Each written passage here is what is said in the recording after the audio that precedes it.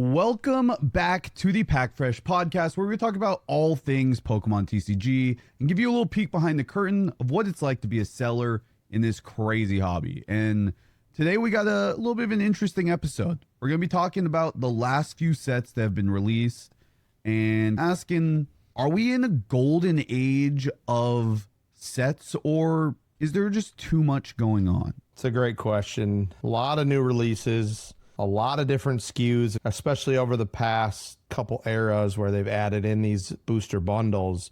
Yep. Especially with Prismatic having the accessory pouches and the super premium collections, two new SKUs that we haven't seen before. How many SKUs is just right? How many SKUs is too many?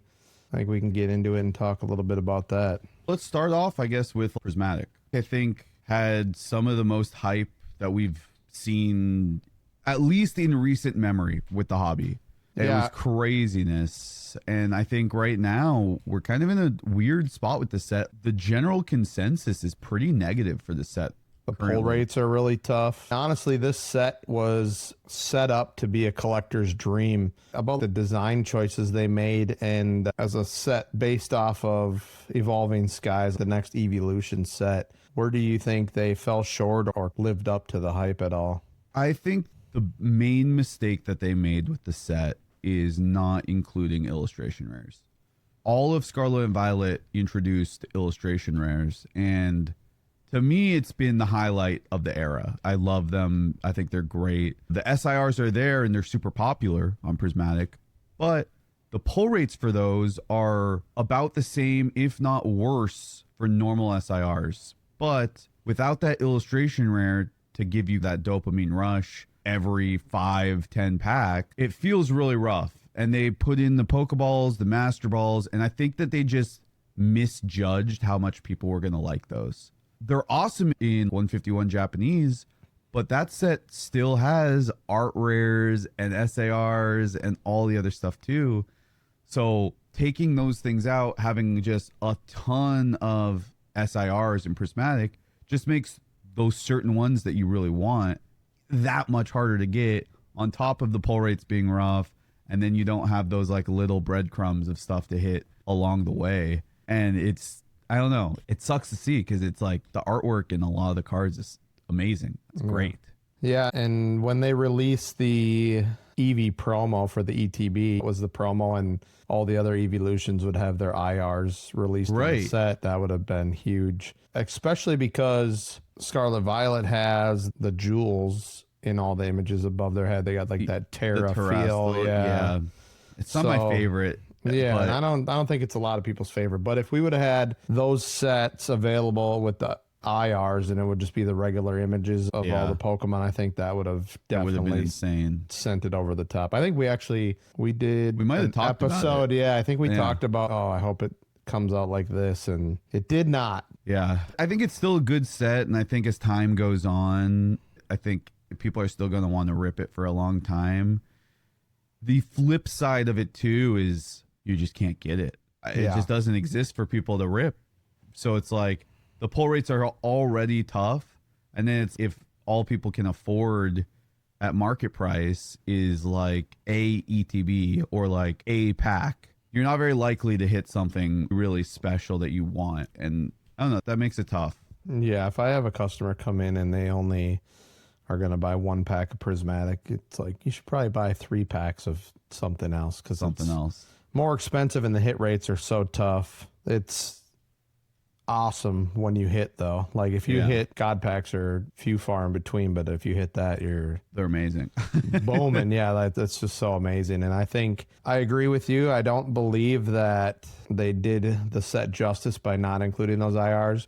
I do think that the pull rates are about correct, though, for a special set, because you see in the Japanese version of that, they overprinted it. There's one SAR in every box, and I think the Japanese Moonbryon is already over 25,000 PSA 10s or something. So that's insane. Yeah, it's over the total population of Evolving Skies and EV Heroes for the Moonbryon in a PSA 10, just in that one set. So it's, that's interesting. It's a little crazy. Speaking of good pull rates, though, better pull rates, easier things to pull, we had Journey Together. That was our next set after Prismatic. Had some hype. The hype is no longer there. Yeah, and I think you've seen this with Chilling Reign in Sword and Shield as well, because it was followed by Evolving Skies. It was followed by Surging. Surging comes out right before Prismatic. Right after Prismatic, we get Journey Together, but then the unfortunate downside for Journey Together is it's sandwiched between Prismatic and Destined Rivals. So Right. you're competing with quite a bit there.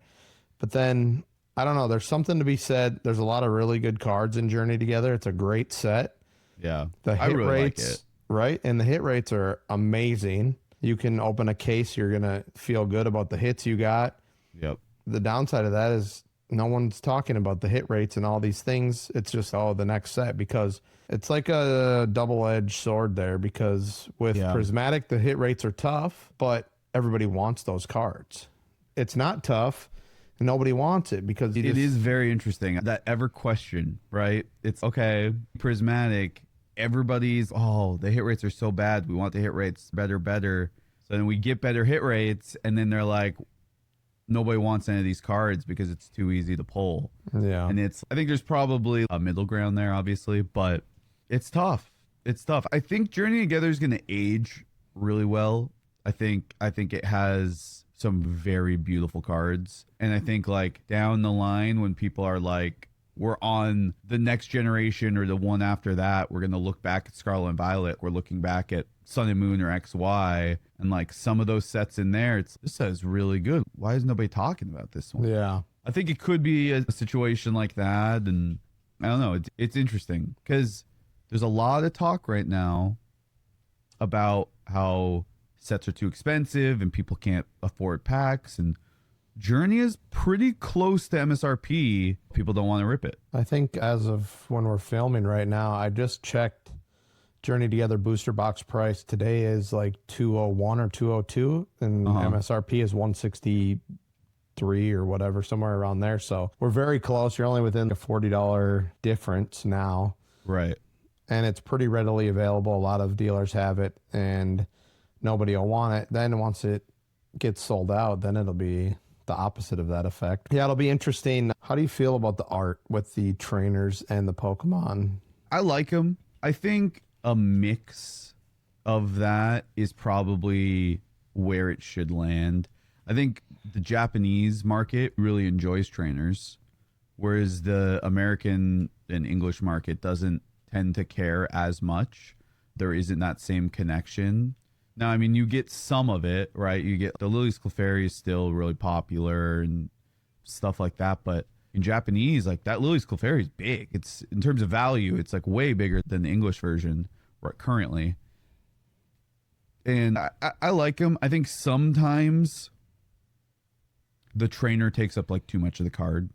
Like we'll talk about it in a little bit, but there's a card in Destined Rivals, a Houndoom card that is incredibly fire, but the trainer takes up 3/4 of the card, and I'm just like, if this could have just been like only Houndoom or like the trainer is like secondary or third in like the hierarchy of the design, like I could get behind that a little bit more. That Houndoom card though, like it is sick. The ones that I don't like are the ones that look like the collage from like a 1990s Kmart photography studio where they put like the face on the side, and they introduced that style in Journey Together. Oh, the full arts? The full arts, yeah. It really has that glamour shot effect. You know, does, bringing back that old, you know. I honestly have never thought about it that way, but I don't know if I'm going to be able to unsee that now. I just think back to all these like photos from the 90s like that, and now they brought that style into Destined Rivals, and I was really hoping they kind of left that Journey together. Yeah. So we have a little bit of that. The Houndoom card is like the actual full trainer, where you're talking about the one where he's like jumping over. Like, yeah, that card is. It is fire. That's sick. It is fire. Yeah. Destin, a lot of hype. The hype's a little bit different than Journey. I feel like Journey's pricing before release was very strong. It held at a very insane rate until after the product came out. Yep. And Destined Rivals, after the art release, you've seen a softening of that. I think there's still a lot of people excited for the cards Yeah. and the set, but when it was not not everything quite they the- were expecting. And I went back, I was the same way when I first looked at it. I don't know about this. But then I went back, I looked at the art. All of the SIRs are pretty sick. Yeah. The full arts, I'm not a huge fan of. Yeah, I'm so, not either. I think the thing that a lot of people are forgetting and are probably going to forget until they start seeing the cards in circulation is the rocket part of this set is only half. The first half of the set is Heatwave Arena, which was in Japanese. And so those together become Destined Rivals. And Heatwave Arena has some unreal cards. Yeah. Absolutely unreal. Some of the best of the era, in my opinion. The Cynthia's Garchomp card, talking about trainer cards. Yep. That is the best possible use of a trainer in a card I think we might have ever seen.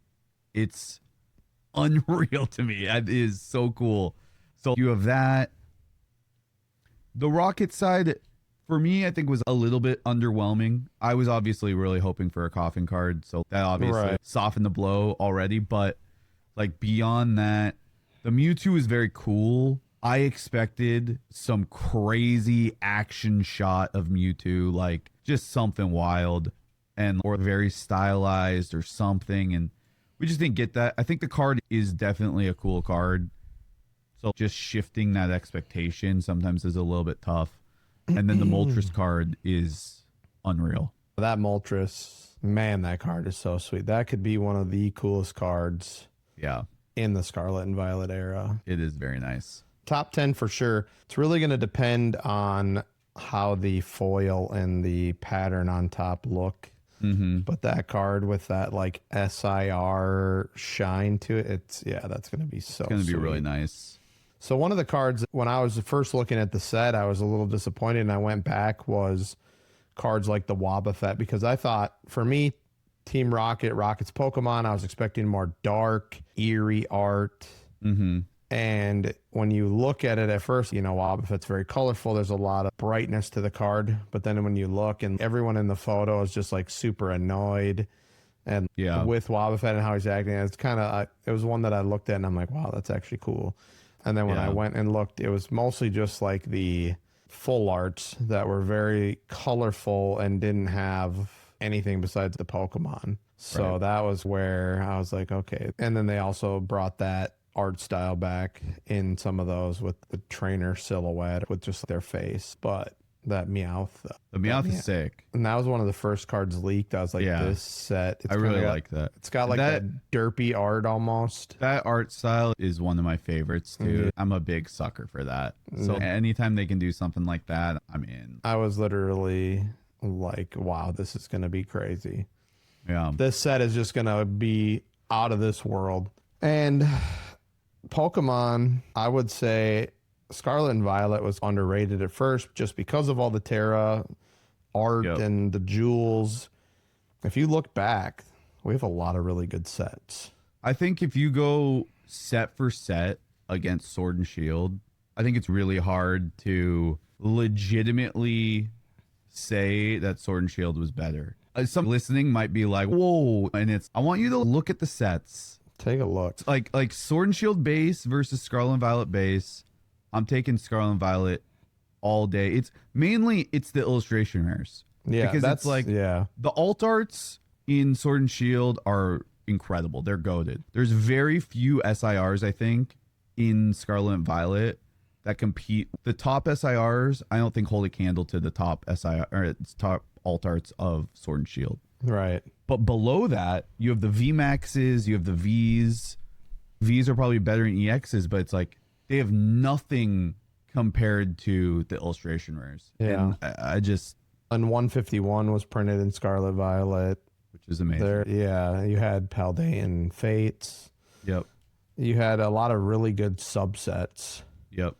And even what would be considered probably the worst subset of Scarlet Violet is Shrouded still Fable. Shrouded Fable, of course. Everybody knows. But when you go back and look at the IRs They're in good. Shrouded Fable, they're good. And that's what really gave that set a boost when IR value went from this $2-3 up to $20 to $50 for the good cards. And I think that set, like, a lot of people were judging sets simply on top card value, right? The value of the absolute chase card, right?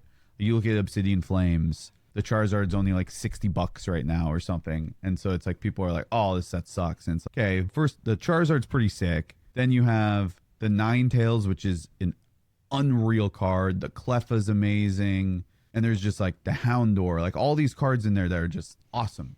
And then you go into Shrouded Fable. If Shrouded Fable had better SIRs, that set would have boomed. It would have been unreal. The Persian in that set is so sick. It is. So like we had the Greninja and the Kingdra as promos, the SIR promos. If those were SIRs in the set, can you imagine? What would be the best SIR? It would be the Cassiopeia, right?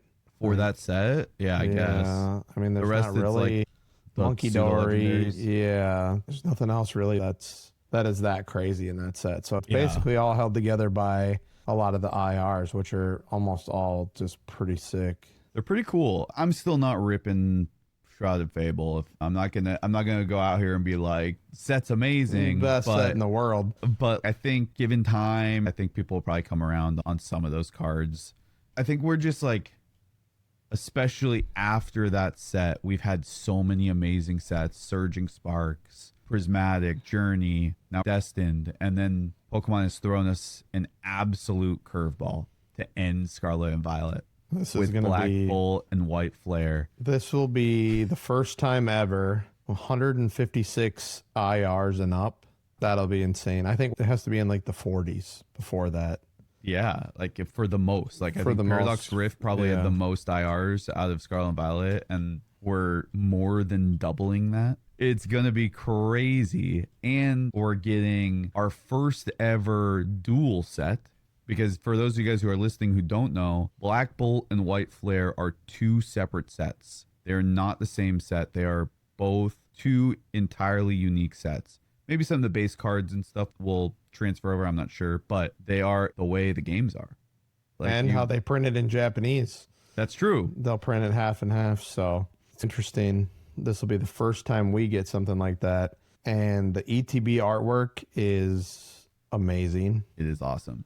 The Reshiram and Zekrom cards, it'll be the first time ever having a black and white grayscaled full. Yep. And they're introducing a new rarity. So those two cards, and then there's also a Victini, which is a promo in Japanese. I don't know how they're going to transfer that over to English. It's a new rarity. So it's a BWR. I'm assuming that's like black and white rare, but for Japanese, I don't know how that's going to transfer to English, but it is an entirely new rarity. So maybe that's like Crown Zenith Gold. I'm assuming that this set is going to be very similar to Crown Zenith, where with all of those IRs and everything, there's going to be hits like every other pack.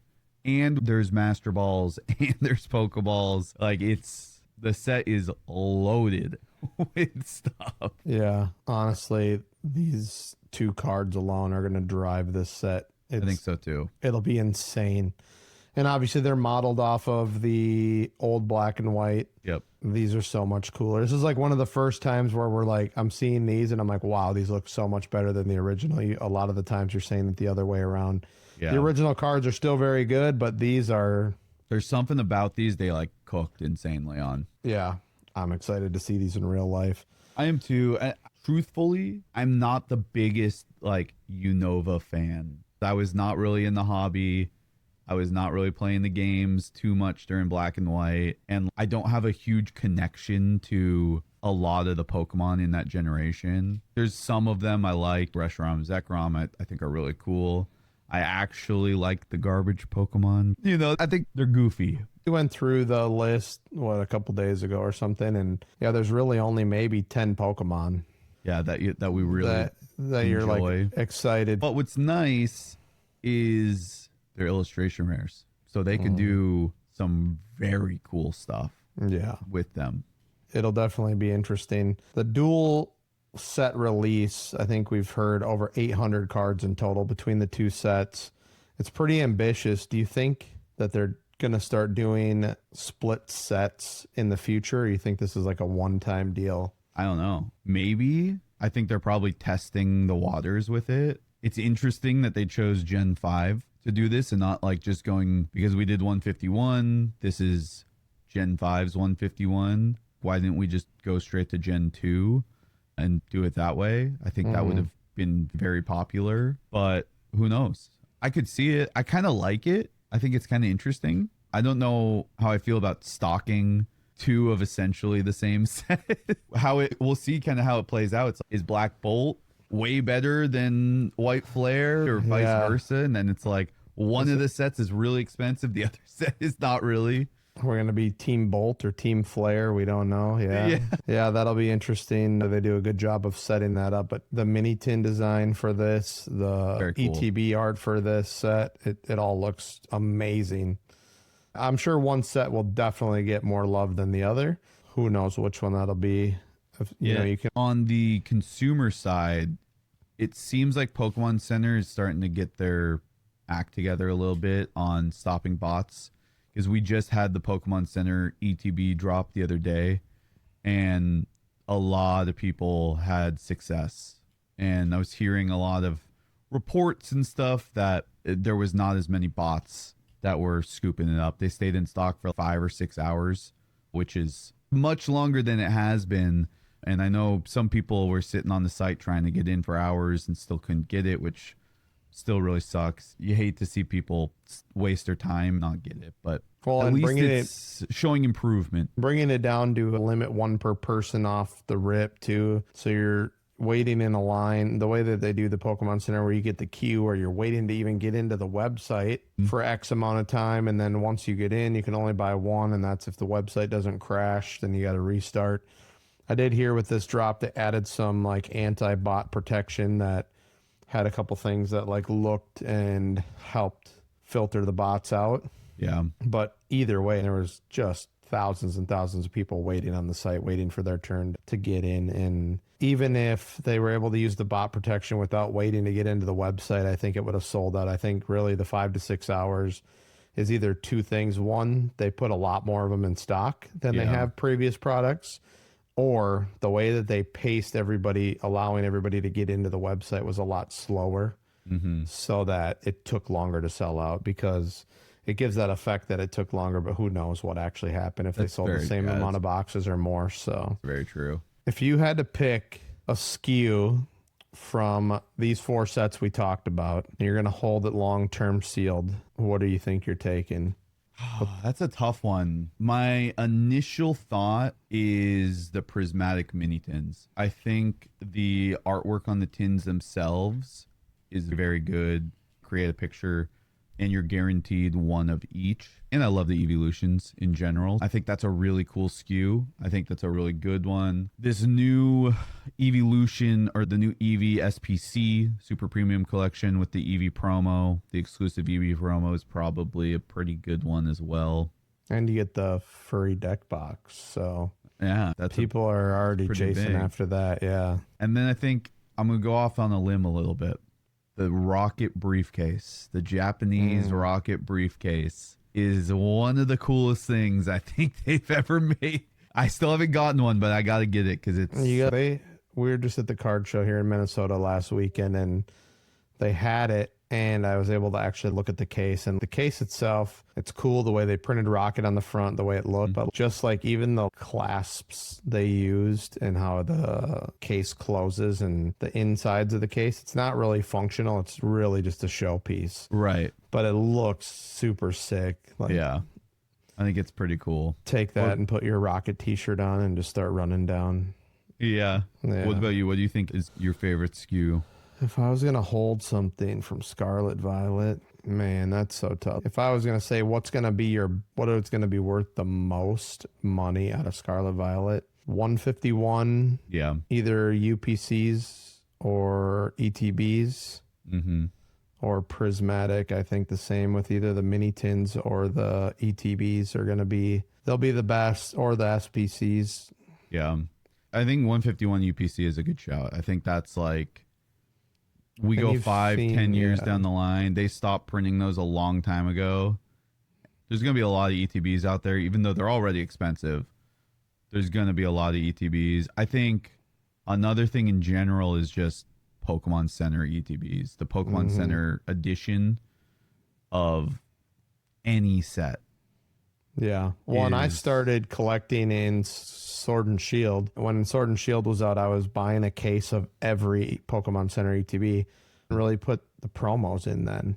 No, they didn't. And so the addition of the stamp promos is what's really drove their price up, because we would have the main difference in Sword and Shield was like metal dice, a different unique card sleeve, a couple extra packs, and you couldn't upsell on that and on the ETB. So it was a lot harder. A lot of the Pokemon Center ETBs from that era, we were selling at almost the same price as a regular ETB. It's really changed a lot just by making a small change like that, which is pretty nice to see as well. I also think Pokemon's gotten quite a bit more affordable back off of the huge hype. I don't think packs aren't very crazy. When Prismatic came out, you might have seen it around $15 to $19 a pack.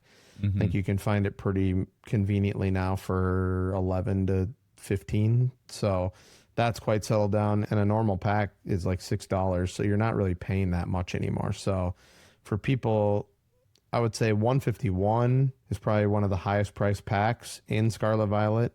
But people can rip pretty much any pack for under $10, and that's not that much over MSRP. So ripping's actually pretty affordable in the Scarlet Violet era. Yeah, it's definitely it's coming back down for sure. It'll be interesting to see over the next couple of months, just because the product is still really hard to come by. The market price has settled down a little bit with the singles dropping, but that doesn't change the fact that it's still really hard to get product. It is very hard, especially in quantity. Yeah. Yeah. You can go and you can find 10, 15, 30, even 100 packs maybe of whatever set, but to get it in quantities that we would need, it's pretty difficult. And usually we're having to pay quite a premium to get that much inventory. We talked about all the different SKUs Pokemon is making, and that's really just like general hobby. Then they're also making Costco boxes and all these other special Sam's Club and all these different boxes as well. A lot of these sets will come with promo cards or like a more premium packaging. Do you think that's adding more value for collectors, or just a way to kind of reprint or even just use surplus product to push these out? I don't know. I don't know any of the Costco products or any of that stuff I don't know any of those promos that have really just boomed. Yeah, I don't know if they really have. I mean, there's some stuff, like some of the 151 stuff has some value, but that's mainly just people master setting and being like, oh, I need all of them. But other than that, like most of the Costco or Sam's Club, stuff like that, they're generally like reusing promos or like using a card from the set as the promo. Yeah. So all these new sets, all the product formats or the displays that we get, do you think there's anything they could introduce that would feel new for the hobby or something that would really help Pokemon or like collectors? I don't know. I personally would like to see more of the old style boxes, the old style collection boxes. I try to find as many of those Evolution, the Flareon, Vaporeon, and Jolteon boxes. Yeah. Have amazing promos, which the double-edged sword, we literally were just talking about how if the Greninja was in Shrouded Fable, it would be a much better set. Well, and those came out much later than the release of the product. That was like a year and a half or something afterwards, and that's a great addition to that set. I do agree with that. Those old, huge character box, like the ones they come out with now, the promos are nothing great. Yeah. The sets that they put in there are usually not the better sets of the era. It would be very cool to see some of those old collectors where you got like the 10 to 15 packs of different sets and you kind of get in to do that. I would also like to see, so we get a lot of the 2-pack, 3-pack products, but it's one product, whereas like Right. a lot of the old XY or the old They have stuff, multiple sets. That's very true, actually. We haven't seen any of that, really. And a lot of that now sells very well because you get this blister and you can rip a couple different sets. I think that I'd also like to see the half booster boxes, which we don't get in the US. I love those. Those are so sick. I actually love those. Printed in English is just half a booster box, 18 packs. Yeah. But we don't get them. You have to get them from UK, I think, is where they print them in English. It's still all English cards, but you can't get them. So that would be a cool US release as well. You could do the half booster box and then the full booster box. An addition that I would like to see in US Pokemon printing would be something similar to a Magic Collector booster box. It's 12 packs and it's hollows and up only. Interesting. Yeah.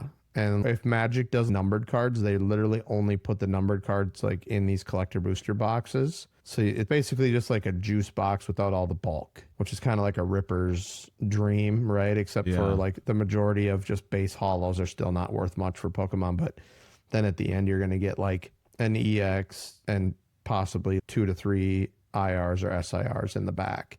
Interesting. And it's just all the bigger hits. Star Wars just printed it in their newest release. They just came out with a collector box. Pokemon, you don't have to put out a ton of them, so you water down the hits, but it would just be cool to see. Even if it was only like 4 packs, but they're like 4 juice packs. Yeah. I think something like that would be fun for Pokemon. That would be what I would really interesting. I would want to see that. And something like that long term is going to hold a lot of value. Yeah. Amazing, yeah. 20 years from now, you're ripping a 20-year-old set. And but you're like, oh, I have this collector's box look at this. You're gonna actually get a hit guaranteed. Like, it would be crazy. So opposite side of that, like those are SKUs we're looking for. We'd like to see what SKU do you think is available right now that people sleep on? Oh, tins.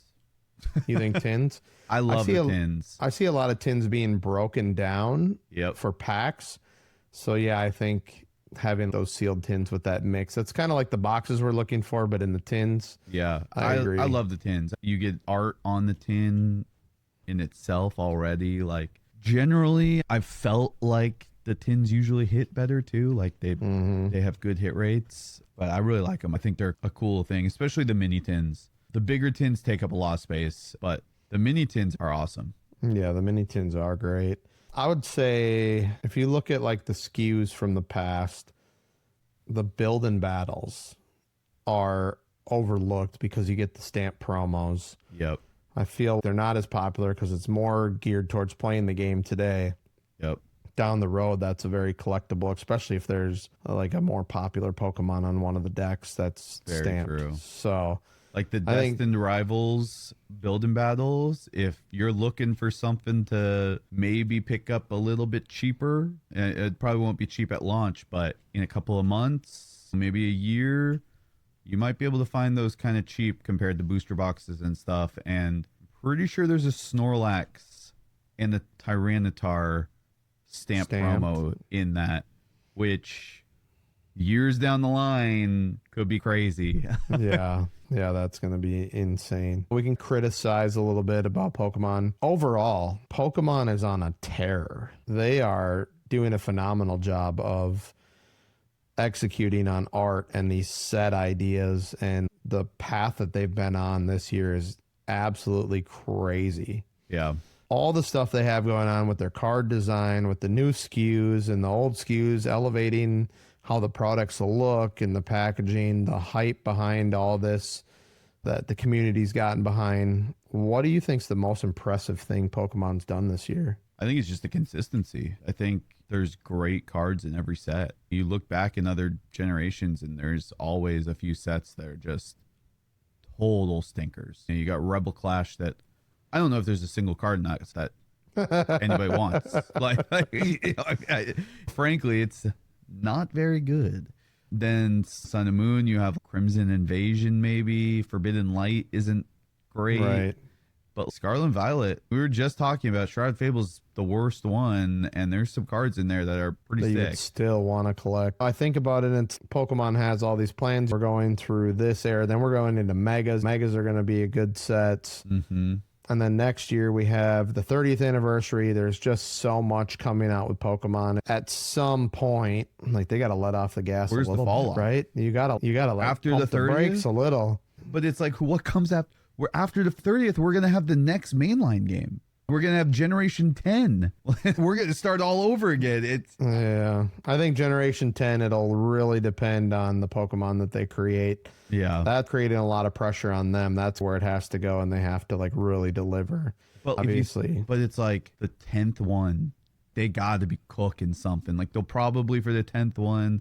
They say it. The rumor. Every single game is new evolution. If there was ever a time to introduce a new evolution or two, like Gen 10 would probably make sense. overall, Gen 10 should be pretty badass. Like you're Gen 10. Yeah. You're not Gen 7 or 8. You're 10.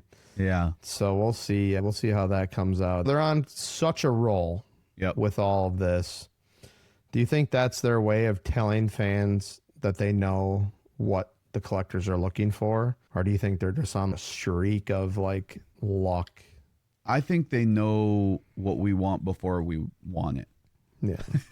I think they're so in their bag right now that they can dictate what we want. It's their secret sauce right now. It's just every set has had just something to look forward to. And even like when Journey currently got pulled back a little bit in demand because you literally put it between two of the biggest releases in the last few years. So it's still a great set, but it's just something's got to give. In that same way, they're going to pick whichever set. Yeah. But before Journey came out, the hype was so huge, and now it's like they have it timed out till 2 weeks before the new set comes out. And they're already showing the next one after teasing that. the next set. Yeah. It's interesting. Pokemon is just really crushing it right now. Yep. And I hope that they can continue to do it. I hope they continue to have a good balance between hits and pull rates so that Yep. even though they're printing so many more millions of packs, that it doesn't become like what happened in the 90s with sports as a junk wax era. They're not overprinting too many of these cards so that the value crashes on everything, because that would be obviously the worst thing that could happen for Pokemon. Right. It's a lot of give and take, a lot of calculations they got to make sure that doesn't happen. So far, they've been doing a pretty good job. Yeah. Favorite card of the Scarlet Violet era? So many sets. So many cards have come out. Initially, my brain goes to the Umbreon from Prismatic. Just because it is Umbreon.